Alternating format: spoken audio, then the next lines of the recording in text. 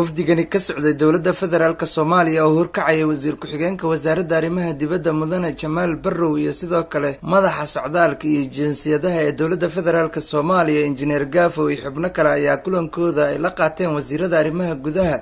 dalkani South Africa waxaana kulankani diiradda lagu saaray sidii looga hortagi lahaa dhibaatada lagu hayo Soomaalida ku nool dalkani Koonfur Afrika iyadoo sidoo kale iyo sidii loo hirgelin lahaa aqoonsiga baasaboorka cusub ee Soomaaliya Soomaalida ku nool dalkani ay deganaansho ugu heli lahaayeen isla markaana ay ugu safri lahaayeen si nabada wasiirada ayaa dhankeeda ka aqbashay hadalka ay u soo jeediyeen wafdigii dowladda ka socday iyadoo sheegtay in qofka iskiisa dalka dib ugu laabanaya uu xor u yahay isla markaana ay garab siin doonto safaarada iyo waaxda socdaalka iyo jinsiyadaha dalkani Koonfur Afrika waxaana kulankan ka hadlay wasiir ku-xigeenka arrimaha dibadda dalka Soomaaliya safiirka Soomaaliya u fadhiya dalkani South Africa iyo sarkaal ka socday waaxda socdaalka iyo jinsiyadaha ee dalka Soomaaliya waxaana la filayaa in wafdigani ay kulamo la qaataan Soomaalida ku nool dalkani iyo xubno ka tirsan dowladda dalka Koonfur Afrika ay waxaan sameynay baasaboorka secretary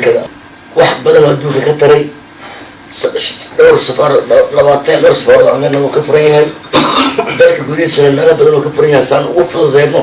ونرد يعني كي كله ترى هواي يبص بروهاي ناتذا ما لقيه لي يقف كبناني كلا يقال تراش دورد كذي إلا أركان حلا لو أعرف ورنا ورد باسبور كاس وحنا بدنا قاضينا أنا واحد باتا وقفتوه ونقول مكان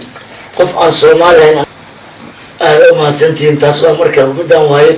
مركب أصلا قرننا هذه الدولة وين نقول ناتين يمرشك وين نقول إذا ما حاولنا ورنا لذلك أنت أنا بسوي قرني وإحنا قدنا وصلنا. Allow people to stay here legally and to travel around the world legally. If we get that solution for this problem, we believe that we can reduce what is happening now. In terms of the criminal issues also. The other thing we want is to discuss with you. I must welcome the indication of an official